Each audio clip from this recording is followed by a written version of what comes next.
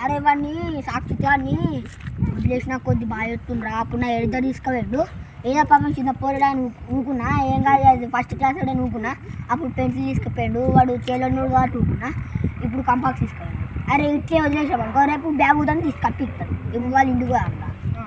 అరే వాడు వస్తుండ్రా.